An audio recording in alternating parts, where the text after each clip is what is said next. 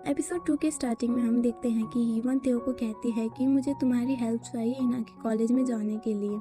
तेओ कहता है मैं इसमें तुम्हारी कुछ हेल्प नहीं कर सकता, लेकिन मैं तुम्हारे रास्ते में भी नहीं आऊँगा। ये बोलकर वो वहाँ से जाने लगता है।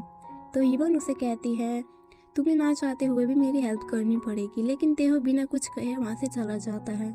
जब वो घर आता है तो वहाँ पर पहले से ही इना होता है और उसे कहता है कि तुम यहाँ पर क्या कर रहे हो। तो इना कहता है आज मैं घर पर अकेला नहीं सोना चाहता था, तो आज रात में यहीं सोऊंगा। फिर हम चेयरमैन जंगमू को देखते हैं जो कि अपनी फैमिली के साथ ब्रेकफास्ट कर रहा होता है। तो हीजो कह देती है कि सैटरडे डिनर पर हमें इना को इनवाइट करना चाहिए। इस बात को सुनकर इंजो काफ़ी ज़्यादा भड़क जाता है और कहता है कि तुम इना को बीच में क्यों लेकर आ रही हो।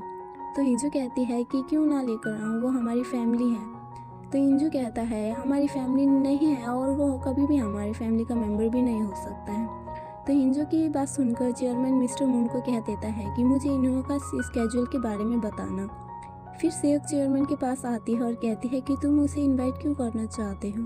तो चेयरमैन कहता है वो बस यहाँ पर एक ही बार आया। सियोक कहती है अगर वो यहाँ पर एक बार आया तो वो बार बार भी आ सकता है। चेयरमैन कहता है वैसे मुझे पता है कि तुमने क्या किया है, तुमने उसे प्रॉपर्टी डॉक्यूमेंट के ऊपर साइन करवाया है ना। तो वो कहती है कि हाँ, क्या तुम इसी बात से इतना बड़ा रिएक्ट कर रहे हो। तो चेयरमैन कहता है कि कांगो ग्रुप में जो कुछ होगा वो मैं सब कुछ अपने आप ही डिसाइड करूंगा। और वो उसके सामने इना का कॉल करता है, जिसे देखकर सियो काफ़ी ज़्यादा गुस्सा होती है और वहाँ से उठकर चली जाती है। और चेयरमैन इना को कॉल कर कहता है कि सैटरडे में तुम्हें डिनर पर इन्वाइट करना चाहता हूँ, तो हो सके तुम ज़रूर आना। फिर इना इसके बारे में तेहो को बताता है कि मुझे चेयरमैन ने डिनर पर इन्वाइट किया है। तेहो कहता है मुझे पता था कि ये सब होने वाला है, लेकिन इतनी जल्दी होगा मुझे ये नहीं पता था।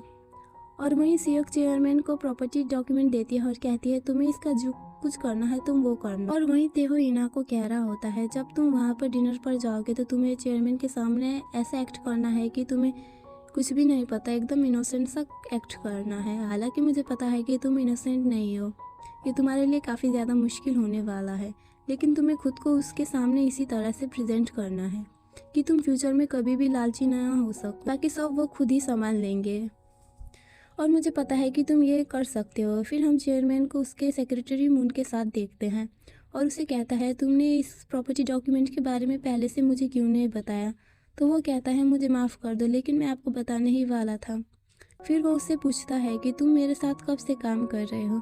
तो वो कहता है कि 19 साल। चेयरमैन कहता है कि मैं मिल्टन खरीदने वाला हूँ और अब से मिल्टन का चार्ज तुम्हारे हाथ में ही होगा। ये सुनकर मून काफ़ी ज़्यादा खुश हो जाता है। फिर हम तेहो के टीचर को सिंजू के साथ देखते हैं और उसे वही रिपोर्ट दिखाता है जिसमें कि प्री प्रॉस्पेरिटी और कॉर्पोरेशन सेंटर के बारे में जिक्र किया होता है, जो कि केंगो ग्रुप का फ्यूचर बनने वाला था। और सियोंजुन को प्री प्रॉस्पेरिटी कॉर्पोरेशन सेंटर का डायरेक्टर बना देता है और कहता है कि केंगो ग्रुप में तुम्हारा वेलकम है।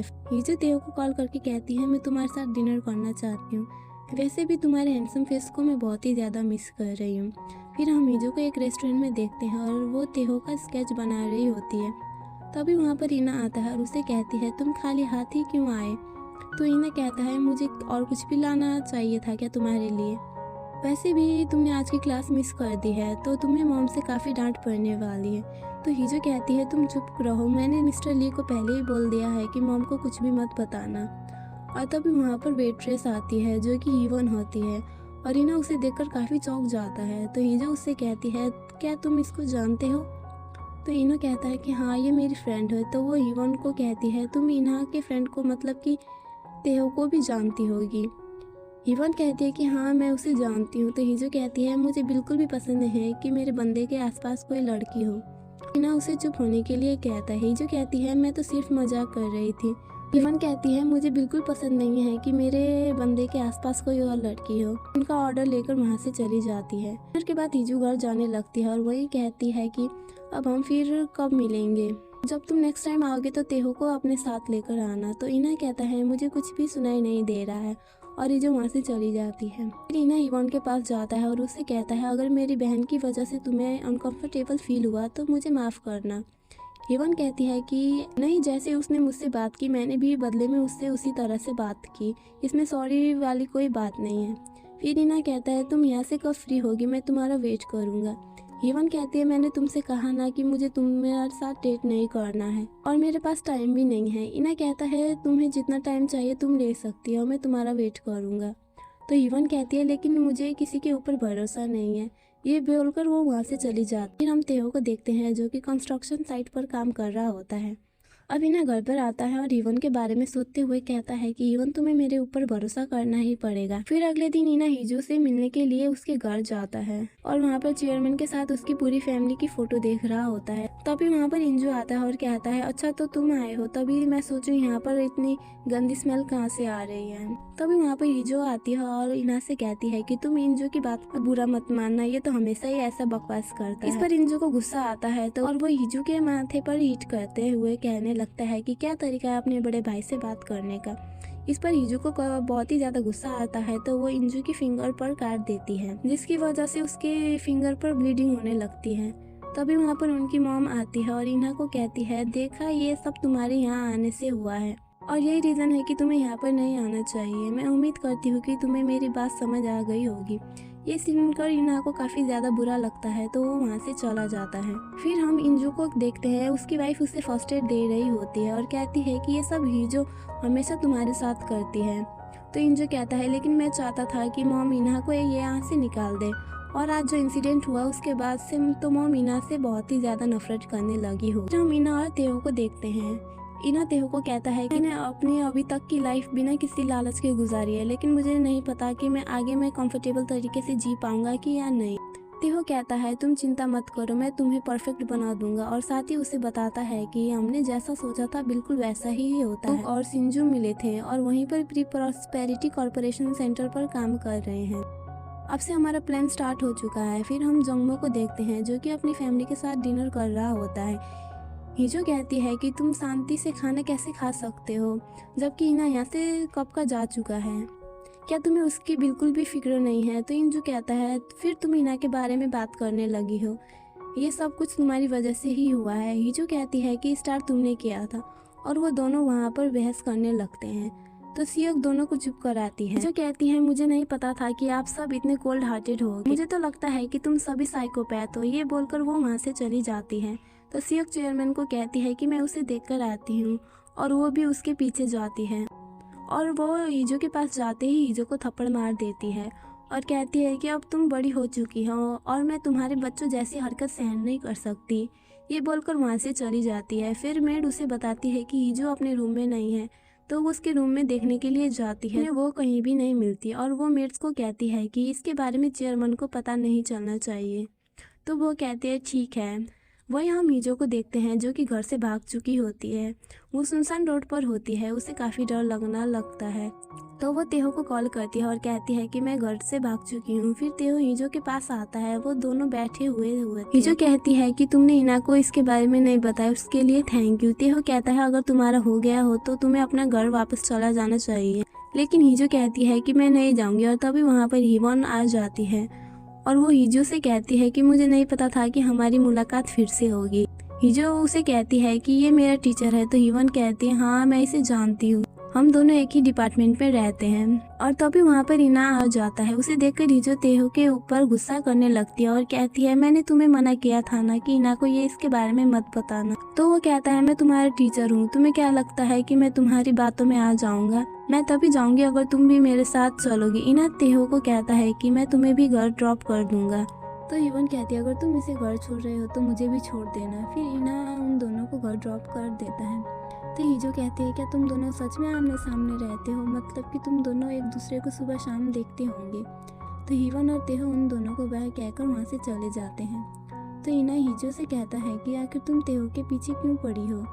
तो हिजो कहती है मेरा छोड़ो, तुम अपना बताओ, क्या तुम हिवन को लाइक करते हो। इना कहता है ऐसी कुछ बात नहीं है और वो हिजो को भी घर छोड़ देता है और कहता है कि मॉम से अच्छे से माफ़ी मांग लेना वरना तो तुम्हारी खैर नहीं है। फिर हम तेहो को देखते हैं जो कि स्टोर से कुछ लेने के लिए आता है। तभी वहाँ पर हिवन भी आती है और तेहो को कहती है तुम्हारा पेमेंट मैं ही कर देती हूँ। फिर दोनों साथ में बैठकर स्नैक्स खा रहे होते हैं और हिवन उसे कहती है तुम्हें क्या लगता है कि हम 10 सालों में कहाँ पर होंगे।